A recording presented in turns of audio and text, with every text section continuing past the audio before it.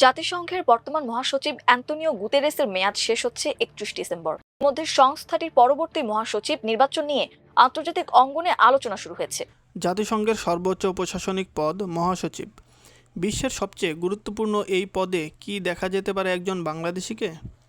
Nobel বিজয়ী doctor Mohammad ইউনূসকে ঘিরে আন্তর্জাতিক অঙ্গনে নতুন করে শুরু হয়েছে আলোচনা। জাতিসংঘের বর্তমান মহাসচিব অ্যান্তোনিও গুতেরেসের মেয়াদ শেষ হওয়ার আগেই কেন সামনে আসছে ডক্টর ইউনূসের নাম? বাস্তবে তার সম্ভাবনা কতটা? আর এই পদের জন্য কি কি বাধা পেরোতে হয়, বিস্তারিত থাকছে এই ভিডিওতে। বিশ্ব কূটনীতির কেন্দ্রবিন্দুতে আবারও বাংলাদেশি এক নাম। জাতিসংঘের বর্তমান মহাসচিব অ্যান্তোনিও গুতেরেসের মেয়াদ শেষ হচ্ছে চলতি বছরের 31 ডিসেম্বর। এরই মধ্যে পরবর্তী মহাসচিব নির্বাচন নিয়ে আন্তর্জাতিক অঙ্গনে শুরু হয়েছে জোর আলোচনা। সেই আলোচনায় অনানুষ্ঠানিকভাবে উঠে এসেছে নোবেল শান্তি পুরস্কার বিজয়ী ডক্টর মোহাম্মদ ইউনূসের নাম।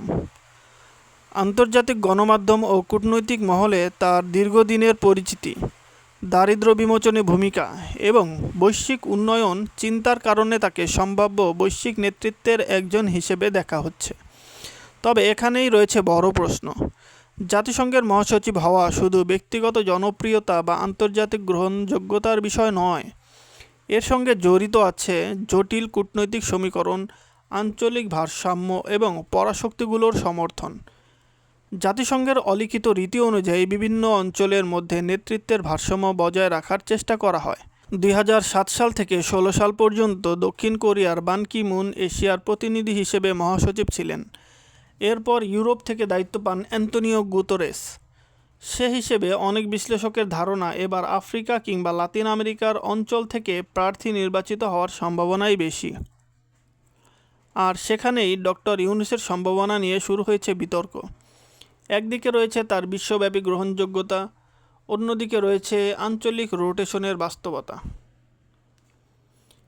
এদিকে বিভিন্ন সূত্র বলছে ডক্টর ইউনূসের নাম আলোচনায় এলেও বাংলাদেশের সরকারের পক্ষ থেকে এখন পর্যন্ত তাকে জাতিসংঘের মহাসচিব পদে অনানুষ্ঠানিক প্রার্থী হিসেবে উপস্থাপনের কোনো ঘোষণা আসেনি। এর আগেও প্রধান উপদেষ্টার কার্যালয়ের পক্ষ থেকে এ ধরনের আলোচনা গুজব বলে উল্লেখ করা হয়েছিল। তবে কূটনৈতিক মহলের মতে আন্তর্জাতিক অঙ্গনে ডক্টর ইউনূসের মর্যাদা এমন পর্যায়ে পৌঁছেছে যে তার নাম আলোচনায় আসাটা অস্বাভাবিক নয়। কিন্তু মহাসচিব হওয়ার পথ মোটেও সহজ নয়। প্রথমে কোনো সদস্য রাষ্ট্রকে অনানুষ্ঠানিকভাবে প্রার্থীর নাম প্রস্তাব করতে হয়। এরপর জাতিসংঘ নিরাপত্তা পরিষদের সদস্যদের সমর্থন প্রয়োজন হয়।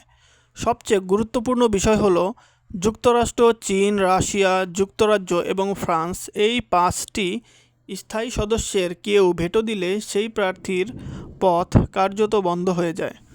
অর্থাৎ শুধু জনপ্রিয়তা নয়, প্রয়োজন বৈশ্বিক শক্তিগুলোর ঐক্যমত।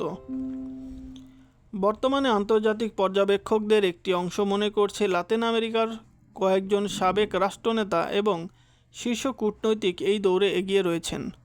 তবুও আলোচনার কেন্দ্র থেকে সরছে না ডক্টর মোহাম্মদ ইউনূসের নাম।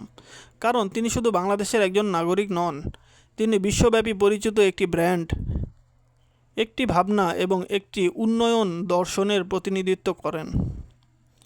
তাহলে প্রশ্ন থেকেই যাচ্ছে, জাতিসংঘের পরবর্তী মহাসচিব কি হবেন ডক্টর মোহাম্মদ ইউনূস, নাকি আঞ্চলিক রোটেশনের কারণে অন্য কোনো অঞ্চল থেকে আসবে নতুন নেতৃত্ব? চূড়ান্ত উত্তর জানতে অপেক্ষা করতে হবে অনানুষ্ঠানিক মনোনয়ন ও আন্তর্জাতিক কূটনৈতিক পরবর্তী অধ্যায়ের জন্য।